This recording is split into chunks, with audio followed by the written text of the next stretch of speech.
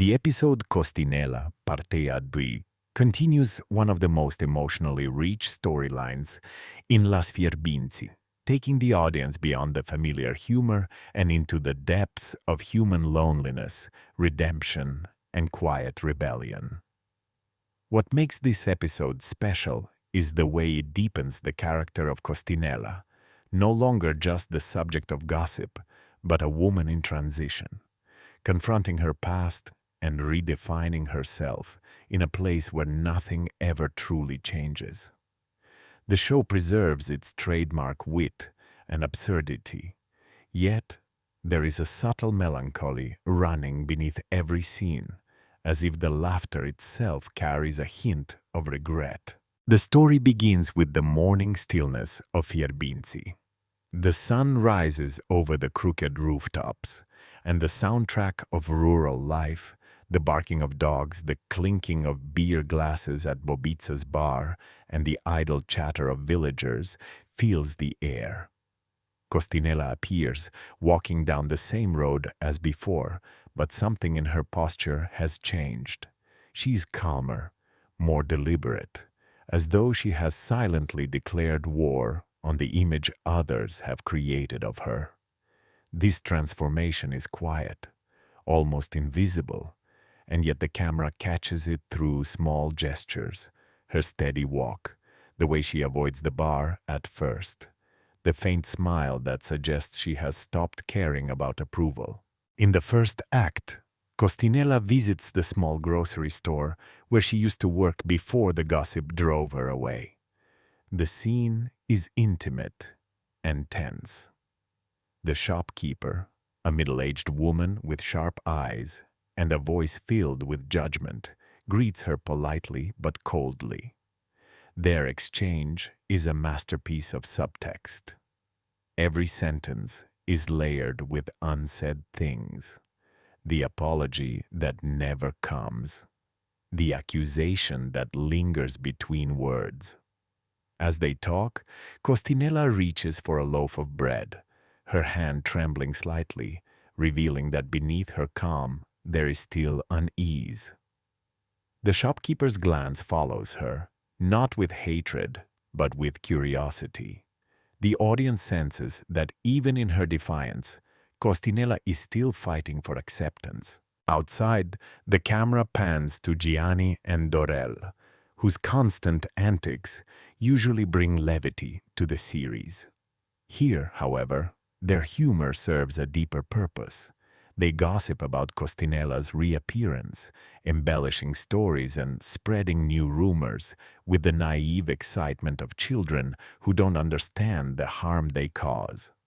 Yet their conversation is written with such authenticity that one almost forgives them.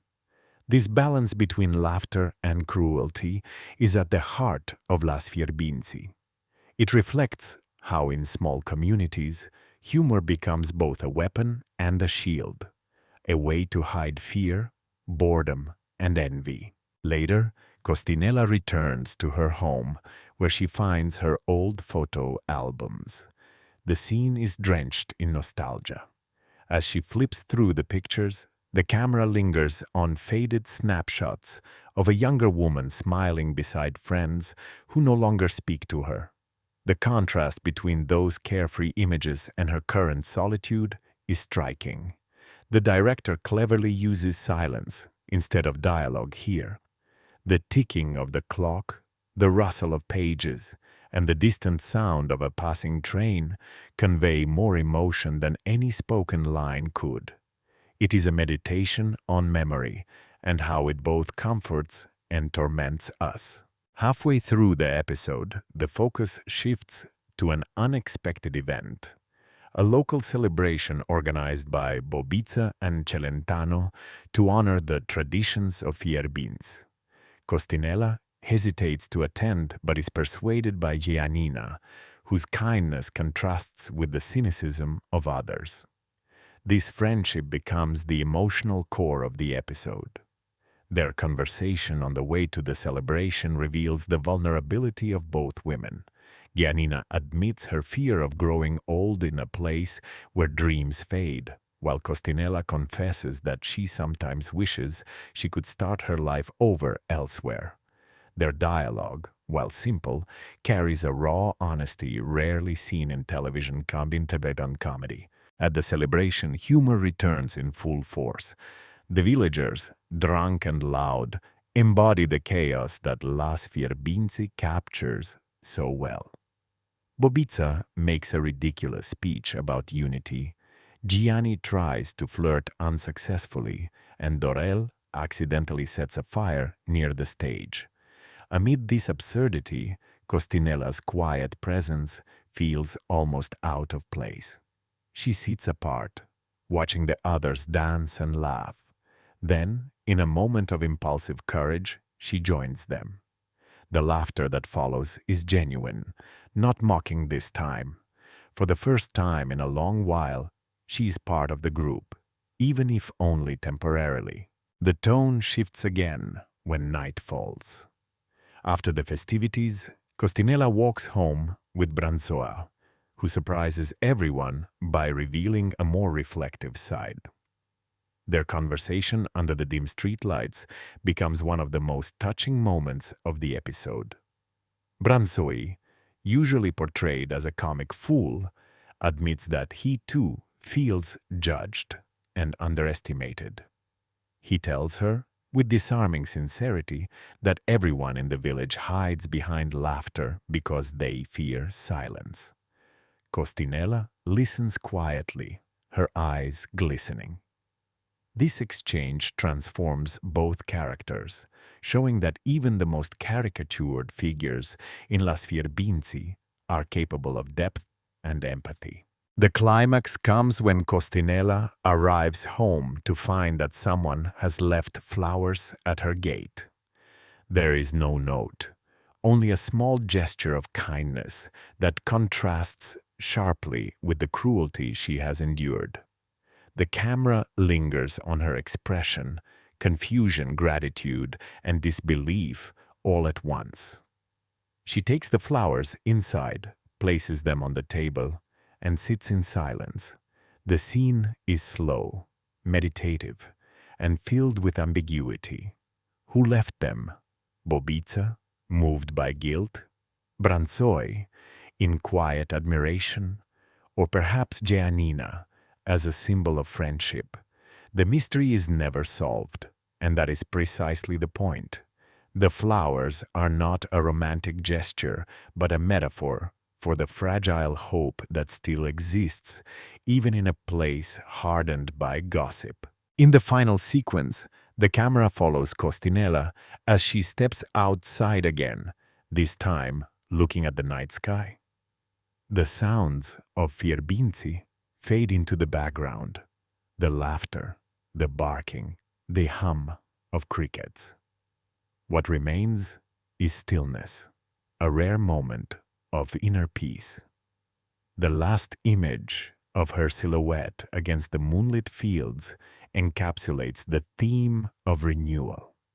She hasn't escaped judgment or changed her fate entirely, but she has reclaimed something essential: her dignity.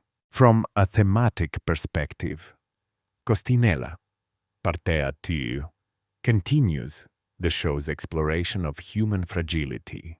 It challenges the viewer to look beyond laughter and see the quiet tragedies behind it. The writers subtly critique the suffocating conformity of small communities where people become prisoners of each other's perceptions. Costinella's journey is not just personal. It symbolizes the struggle of anyone who has ever tried to outgrow the story others tell about them. The direction and cinematography deserve special mention.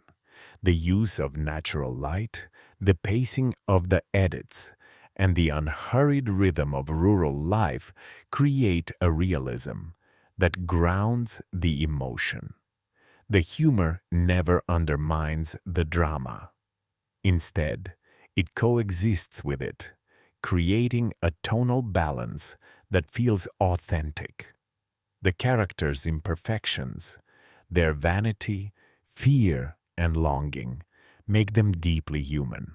The show's success lies in this delicate balance between laughter and compassion. Watching Costinella, Partea 2, one cannot help but reflect on the paradox of belonging.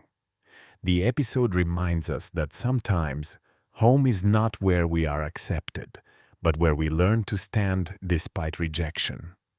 Costinella's evolution from a woman defined by gossip to one who quietly defines herself is both inspiring and heartbreaking. The writers never idealize her. She remains flawed, sometimes hesitant, sometimes bitter. But it is precisely that imperfection that makes her real. In one of the most striking visual metaphors, Costinella cleans the dusty mirror in her house near the end. The reflection that emerges is clearer, though still imperfect. This act, simple yet symbolic, suggests that clarity comes not from forgetting the past, but from confronting it. The mirror, once a source of shame, becomes a symbol of acceptance. The emotional depth of this episode lies in its subtlety. Nothing grand happens, no dramatic confessions or reconciliations. Instead, the transformation occurs in the smallest gestures, in a smile, a flower, a shared silence. That restraint is what makes Las Fierbinți so powerful when it chooses to be serious. Beneath its humor, it hides a tenderness for the forgotten and misunderstood, a love for those who keep trying, even when the world has stopped paying attention. Costinella, Partea 2, captures the essence of what it means to be human in a place that resists change. It is about the courage to walk the same streets after you've been judged, to smile at those who once mocked you, and to rebuild dignity one quiet day at a time. In doing so, the show transforms what could have been a simple rural comedy into a profound meditation on identity, forgiveness, and the slow, often painful process of healing.